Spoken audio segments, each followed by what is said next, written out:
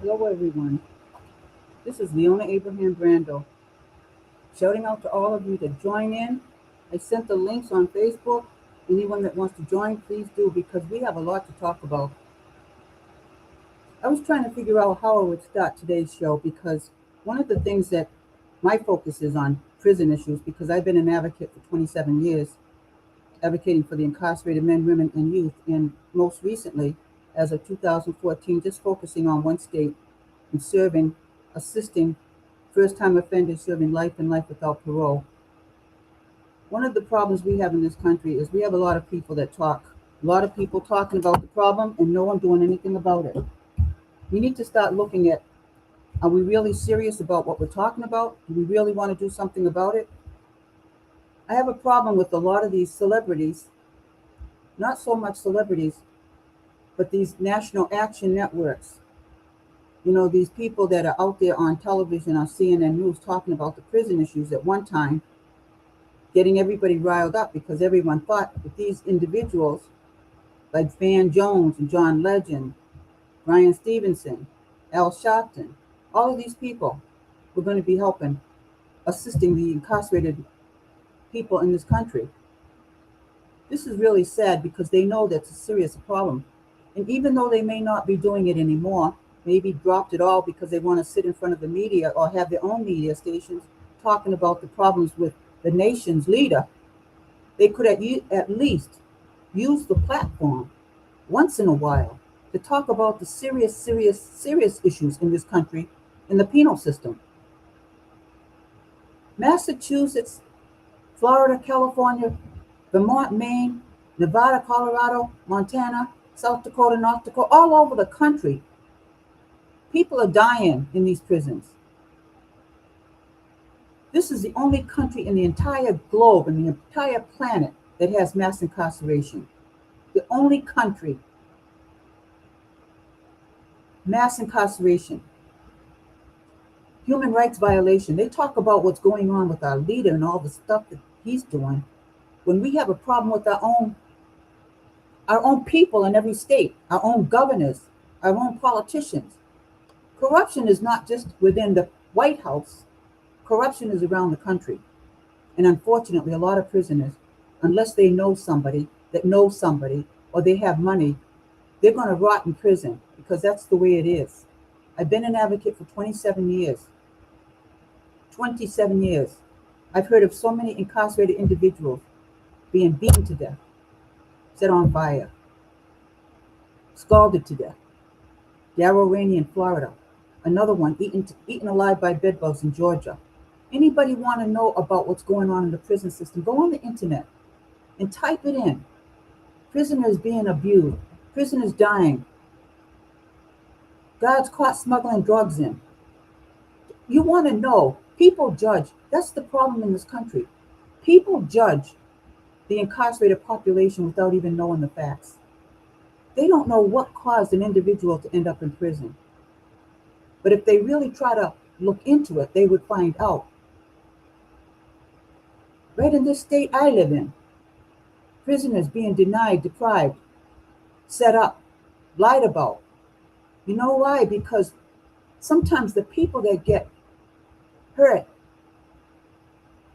when somebody's mind is being played with, or when somebody is being abused or neglected, sometimes the person that gets hurt might not just be someone off the street. If it was someone off the street, they wouldn't be getting life and life without parole. But if it's somebody connected, they're going to get the death penalty or they're going to get life without parole. And when these things happen, a lot of times, if the governors are involved in the conspiracies that are going on to try to keep these individuals in maximum secure prisons or on death row, you're going to find that a lot of times we have corruption right in the system, in our own government, in our own state. Governors taking bribes, or governors just siding with the right people because she wants to be or he wants to be in with the high ones, the high and mighty. You know, a lot of times when I listen to all the money that's being made out of all these countries around the globe, and the people in this country that are being denied, not only denied, they're not getting anything. These are people in the streets. These are people in the homeless shelters. These are people all over the place in rehabilitation places. These are people that can't afford to raise their children. They can't afford to provide food, medical expenses. And yet we have all these people of wealth spoiling their kids rotten because they're getting all this money. These are the type of people, these are the type of children, unfortunately, from these wealthy homes that get away with everything, that will go and mess up somebody else's mind. They will go to these people who are vulnerable. Many of these wealthy people are living in the cities. A lot of these people that are being used, lied to, abused, are from the small places where they don't understand sometimes anything about the cities. We have a large population of incarcerated people who were victims before becoming offenders. Many growing up in poor environments in the ghettos of New York or Boston. Many of them growing up in domestic violence situations. Many of them abused as children, sexually abused, physically abused. Many of them played by someone who knows they can get away with it, and a lot of times, unfortunately, they do. Why? Because they come from families that have money, or they have power, or they're in the mafia, or they're whatever. So we have people in society that need to start looking at some of these things, because maybe some of you are growing up in that wealth, and maybe some of you are just average citizens that have never had to experience these kind of situations. Count your blessings if that's the case. You know, I'm going to bring up, and I don't like to bring up the Bible all the time, but I want to bring up one thing about Moses. I want to bring up one thing about King David and Saul, who later became the Apostle Paul. These are all people that they were murderers. They were all murderers, and God forgave them because they were repenting. They were repentful. They were remorseful. They were sorry for what they did. So I know God forgives people when they make a mistake. But when people continuously kill, when they continuously go after individuals, when they continuously go after families, when they continuously think that this country and this planet, it belongs to them. It belongs to one person, and that's the Creator. So no one has the right to feel that they can continuously beat. And I just heard today on the news about ICE going after these unfortunate people of color, Mexico or wherever they're from, and just shooting them. And they're getting away with it. So my head is full right now because I am a prisoner advocate. But I'm so disgusted with everything that's going on, not just in the prisons, but in the communities, in the countries. If everybody closed their eyes and just put themselves in the situation of those that they are abusing, or put themselves in the situation of those who they are deporting, put yourself in their shoes. I'm talking about the wealthy as well. If any one of us in the communities did to the wealthy, to the children of the wealthy, how would the wealthy parent feel? I don't think that they would feel much. They would feel a lot of resent. They would feel a lot of anger and frustration and retaliation. They would want to kill the person that harmed their children or their child or their son or daughter, whoever it might be. So if you feel that way, if you are wealthy and you feel that way, what makes you think that somebody from a poor family or somebody from a middle class, average family, whatever the case may be, may not have the same feelings? There was a time when I used to feel bad when I used to see children. I don't care if they were from the wealthy or if they were from the middle class or low class. If somebody in a family situation hurt, there was a time when I hurt with them. I felt bad for them. I didn't have to know them. And many of you are like me, I'm sure. Didn't have to know them, but felt bad for them. And now it's unfortunate because I'm not vulnerable as I was years and years ago. And I don't think there's a lot of people in prison now who were vulnerable back then who are vulnerable now. because they had to learn the hard way. They had to learn the hard way. And they're still learning. Because we have a corrupt system in the United States of America. We have a corrupt courts around the country, corrupt judges, corrupt lawyers, corrupt politicians.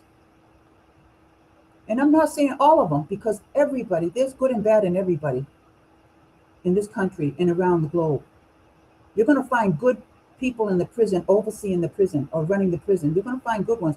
But I'm going to tell you, the good ones, if they can allow their peers, their corrupt peers, to do what they do to these prisoners, and they don't speak out, then those good correctional officers, those good prison officials, they're no good to anybody. They're no good to anybody. They're just as corrupt. Because if you see somebody, like they always say in this country, if you see something, say something. Well, that don't apply just to the people on the outside. It applies to those on the inside. If you see something, say something. If you see somebody being attacked, if you see someone being beaten, if you see somebody being tormented or kept in solitary away from, and I want to say something else before I forget on this one, for the politicians. I know in Massachusetts, there's some legislative members, some senators that visit the prisons, and I'm sure it's happening in other states. But one of the things I find in all these years that I've been advocating is that they don't go, when they go into the prison, they go to visit these prisoners in general population. What about those being hidden away in solitary confinement and behavioral modification units, assessment units? What about these people that are really, really suffering? They don't see them because the DOC they have enough sense to know to hide these prisoners, to put them in places where they can't be talked to or seen. We have people that are educated in this country that are leaders, lawmakers, that don't know anything. I listen to CNN News, I listen to MSNBC, I listen to Fox News, I listen to CBS, NBC, and all these others. They're talking about all these things. They don't have there's no transparency. They don't have anyone overseeing any of these things. And yet the media is going to listen to whatever. So you have so much confusion in this country right now. You don't know what is what. You don't know what to believe, who to believe, but yet they will believe anything that doesn't have anything to make this country look stupid. They will go along with. These people in prison, if the politicians are going to go into the prisons once a year or twice a year to see what's going on, go to the ones in the solitary confinement or go to the ones that are being hidden away. And I'll tell you another thing, these nonprofit organizations that are getting all kinds of funding to advocate for prisoners whose civil rights are being violated, whose human rights are being violated, those who are going through so much torture, psychological torture, physical, whatever. These organizations, they have it all over their website that this is what they specialize in. This is what they help them with. And yet, when you call these places, when you try to advocate, or when the prisoners call, they don't get the help. Because a lot of these nonprofit organizations are so busy using the funding that they're getting to help their friends and their family members. But we out in the communities, not thinking, not taking the time to try to understand what's going on, we accept whatever they say. When prisoners call a lot of these legal services, these prisoner legal services around the country, when they call and they're denied help because they say they don't have enough staff or they don't have enough funding. If you don't have enough staff to advocate for any prisoners or any more prisoners, then put on your website temporarily unable to accept any new applications. But they don't do that. Someone told me one time, another advocate from New York, they said that they work for an organization, legal. They said there was a storage room with all these boxes and boxes and boxes of applications, of letters from prisoners, of all these things. And what they were doing, these prisoners weren't getting the help, but those were all the documentation, all the applications, everything in that storage room was their way of getting funds. This is what they used to justify why they needed the funds. So anybody can start an organization. Anybody can have these prisoners write to them, and they can deny these prisoners, but yet they will keep all that documentation so that they can apply for funding. Now, are our donors smart enough to see through that, or are they just given funds to be given funds? I just dealt with an organization of lawyers. It's a network referring a prisoner to them for help. You know, it was so strange because the prisoner, they gave a number for the prisoner to call, but yet when the prisoner called, there was nobody picking up. This is what happens too. Now, this organization has a website, and if you go on their website, you don't see any telephone numbers other than one telephone number. You don't see the names of you don't see the teams of attorneys. You don't see email addresses. You see one address and one telephone number. When you call there, even if you're an advocate, and I myself have an organization, and when I would call there, you don't get anyone. You leave a message on that one number and hope that somebody calls you back. That website is so limited in information that no one knows. They're getting all this funding, but no one knows that they're not doing anything. No one knows. And it's not just with this one organization out of New York. It's with organizations like that in Massachusetts, in Connecticut, in New Jersey, and California, and Florida, Maine, Vermont, New Hampshire, Colorado, everywhere. There's so much corruption going on, even in organizations like this. There's so much corruption, lies, deception. The governor's office. I remember contacting the governor's office for help for a prisoner. In the constituency office, they started to help. They wanted to help this individual until the superintendent at the prison, whom the individual was complaining about, called the governor's office and everything stopped. It was a conspiracy. It was a conspiracy because this prisoner had lawsuits, civil suits, filed against prison officials in a maximum secure prison. So even though he was in a medium secure prison, they conspired to get him back to that maximum, because when they got him back to that maximum, they destroyed all of his legal documents, which he had pending in the courts for a couple of years. They destroyed everything. Lawyers continuously denied this prisoner help. And as a result, this prisoner has not been able to continue with his lawsuits because he's not able to get any information. He's not able to get exhibits because they're destroying even mail that's being sent to him. As an organization, we send whatever resources he needs, he asks, we send it, he's not getting it. The pages are being taken out. Some of the pages are not being given to him. Some of the mail is not going to him. This is not just with one prisoner. This is going around the country. This is happening. I network with other advocates, and I'm hoping that those other advocates will join us on this podcast so they can talk about their situations in their states. Mental health issues, again, going back to mental health and addictions. And I keep saying the American Psychological Association needs to get more involved. Department of Mental Health needs to get more involved.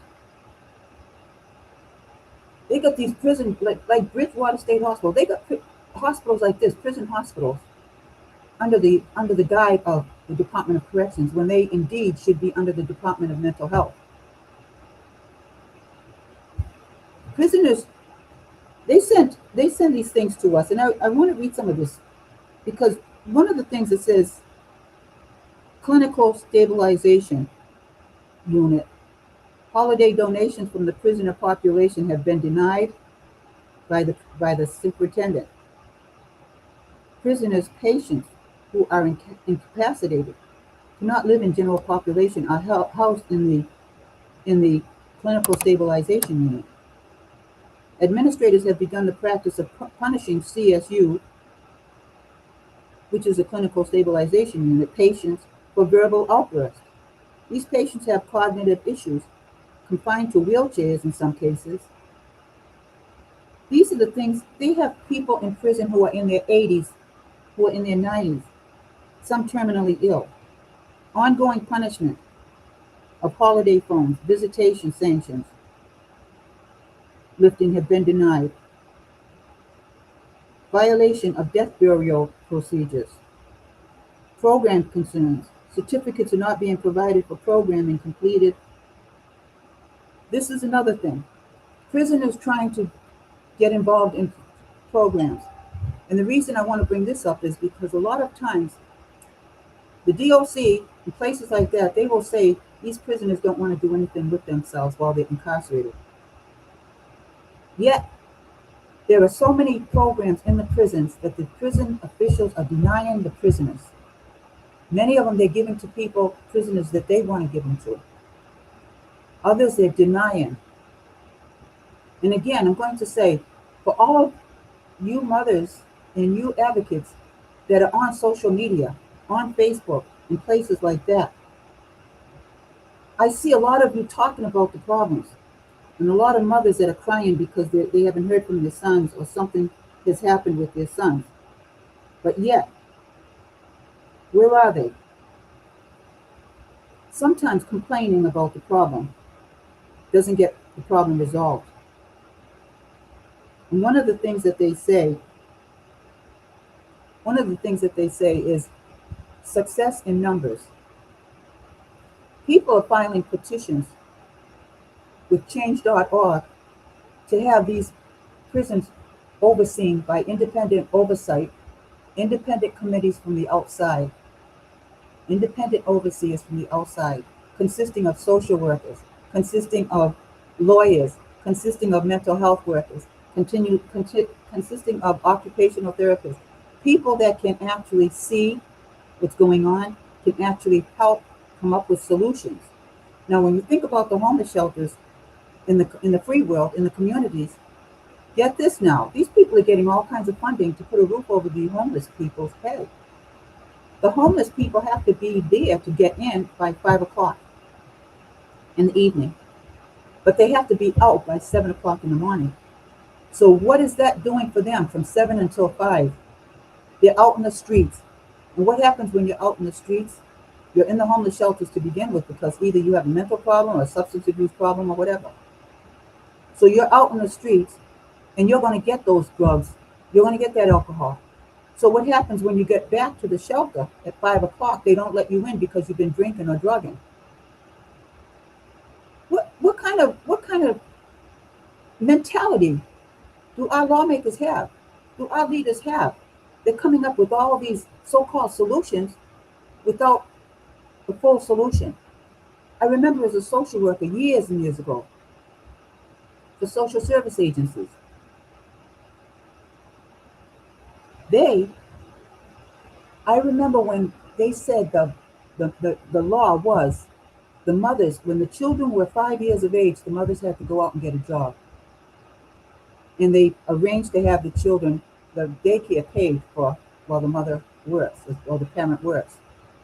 But what happens is they don't think that a lot of these people didn't have vehicles to get to work. A lot of them, unfortunately, had to be at work before the daycare opened. So we have people that are supposed to be so intelligent making up all these laws, all these rules, when in fact they don't even have enough sense to follow through with the entire plan. You cannot have a plan that doesn't involve covering all the obstacles. But yet we have people out there that make these laws that expect these people to go to work, put their kid in daycare, we'll do a voucher or whatever. You go to work, the kid goes to daycare. Well, how does the parent, how do they get to work? Now in the city, they could probably take a bus or something like that. But what about places that are not city, farms, small towns and on suburbs? There's no way for them to get to work. And now, with what little money they do have, which is all being taken away because everything's going overseas, these people are worse off now. But the media doesn't, they talk about it, but they don't see the extent of the ones that really being affected. The poor, stricken families with children. Those are the ones suffering now. And people in politics, the middle class, media, you can all shrug it off, talk about the situation, but right now it hasn't affected you. But once it has affected completely the poor, it's going to go to the middle class. And once the middle class start losing everything they have, it's going to go to the upper class until there's only one class, and that's going to be the wealthiest. So people don't need to get involved. They don't need to do anything if they don't want to. But guaranteed, it's going to affect everyone at one time, at some point in time. As for the penal system, again, I'm just fed up with that. I think it's terrible. I think it's terrible that people cannot come together and try to work out solutions. And all of these people on these podcasts that once were talking so much about prison reform and helping prisoners, no longer helping anybody, but being on the podcast, not even taking a day, not even one day out of the week, to have a podcast for those who are incarcerated, to talk about the serious issues behind those prison walls, to bring people off the street into their podcast to get the real facts. What they bring on is people who have money, power, and have written books. So they're promoting their books for them while simultaneously talking about the issues going on with the Trump administration. People are getting tired of hearing about that administration because it's something we hear about. Watch every day you turn the TV on. Every moment. That day hasn't gone by. So perhaps it's time to move on to the real issues. And that's the people in the country that they are residing in. We are the one country that is so far, years ago, we could not be touched.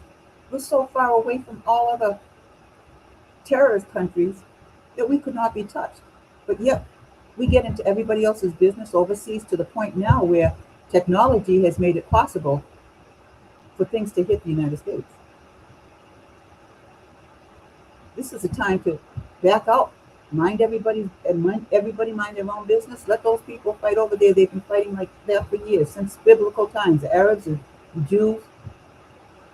We don't have to be in those countries. We have enough problems in this country behind those prison walls. We have enough. So I want to bring all of this out to everyone because I want all of you to realize that as long as you sit back and you complain about problems, you don't get into negotiating here in America.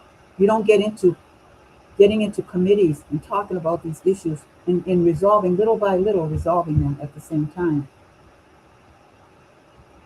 Demanding Department of Mental Health, demanding American Psychological and the Psychiatric Associations to do something more than what they're doing. You don't hear anything about them. My whole thing is what needs to be done is Department of Justice, Department of Corrections needs to be defunded. And when I say defunded, I don't mean take away all the money. Take away enough for them to house the worst of the worst if that's what they want to do. But start establishing long-term mental health institutions and long-term residential mental health substance abuse institutions. Train the providers, the ongoing psychologists, psychiatrists, mental health workers, extensively. Train them. Make it mandatory that they have ongoing training. Make it mandatory that they have transparency, that they're monitored, and that they're paid higher wages than the normal employees, because they are going to be dealing with people with serious mental health issues and addictions. A lot of these people in mental health positions They're tired of it because they're not getting paid enough, and they're dealing with people now. Nowadays, it's getting worse because the problem was never resolved throughout the years by our leaders and lawmakers. So drugs have escalated. Drugs have increased throughout the country, more so now than ever. And there's all kinds of different drugs out there. People are being put in prison for life and life without parole. Like there's no kind of compassion or understanding or no kind of even effort to find out what caused their downfall and to find ways to resolve the downfalls without giving life sentences. We have people in politics who have committed serious crimes themselves. They're getting away with it because of their positions. And everyone has seen it throughout the country, even in the federal level. They used to say what's good for the gander is good for the goose is good for the gander. Well, let's see it. Let's stop hearing about all this rattling on and on and on about nothing and start seeing people be held accountable. Start looking at people who have been sentenced, have been in prison for 20, 30, 40, 50, 60 years. And look at death row in Texas. People have, so many executions have gone on in Texas. And Governor Abbott, I'm sorry to say, you might be disabled and I feel sorry for you. But don't take your frustration on all these individuals you're executing because a lot of them have been found innocent. Their lawyers have tried to delay the executions because there was doubt as to whether these incarcerated individuals were actually guilty or not. And only after their executions has the governor found out, have people found out in Texas that many of these people were innocent. And here they're long gone. Is there any conscience? Does the governor have any conscience? Even the governor here. It seems to conspire with these people she wants to be so close to, she wants to be on her side, that she will go after prisoners she don't even know, who would probably be the first one to help her if she was in need of help. Director of Public Health, Governor, Commissioner, a lot of these corrupt people, and I call them corrupt because, the saddest thing about it is when we vote for them, thinking that they're going to do one thing. Everybody talks about the president, how they voted for him because he was talking about doing one thing. No wars, nothing. But look what happened. Well, that's the same thing that happens in various states around the country. People are promised one thing, and what they get is an opposite, another. I'm going to close on this, but I want all of you to know it doesn't take anything to have you as an advocate, even from your own home. You get the facts of what's going on in the country, in your own state. You get the facts of what's going on, the injustices. All it takes, especially if you can be on the computer, on Facebook, on social media, go on that computer and go on the internet and type in politicians in my state, in the state of whatever state you're in, working on prison reform. That's all you need to do, working on prison reform. Click on their link, their website, find out what they're advocating for, what their bills are being written on, what changes they're trying to make. Call them and tell them that you support them because they're humane enough to want to see some justice.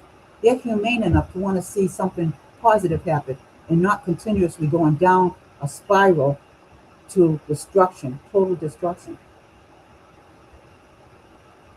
Before I close, I want to say one thing. When they had the flood in the biblical times, and the Arabs, the Jews, the Christians, whoever, they all can say the same thing because this was in the first book in the Bible. The Jews and the Arabs, they only believe in the first 5 books, so everybody believes in the first. When they had the flood, God told Noah after the flood that the next time would be by fire. If you notice what's happening in this country and around the globe, in this day and age, there's been fires in California, in Hawaii, in Canada, and all over the globe, in various places. There's global warming.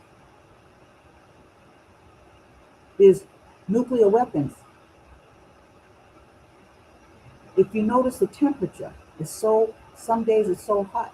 We're having tornadoes, we're having hurricanes, we're having earthquakes around the country and around the world, around the globe. And it's all caused by bombings. It's all caused by these spaceships going up to Moon and Mars and all these places. The pollution. We're at a very, very critical time now, and we all better wake up. Because until we wake up, this is going to continuously go downhill until there's no turning back. Until there is no turning back. But I just want to say, everyone, wake up. Make a phone call, make a couple of phone calls. Get involved in organizations that are advocating for justice, that are advocating for positive things. You don't have to leave your home. You can make calls, you can write emails to politicians, emails to the White House if you have to. But do something. Don't just complain. And for those of you who have loved ones inside, behind those walls, do more than complain. They need you. They need you desperately.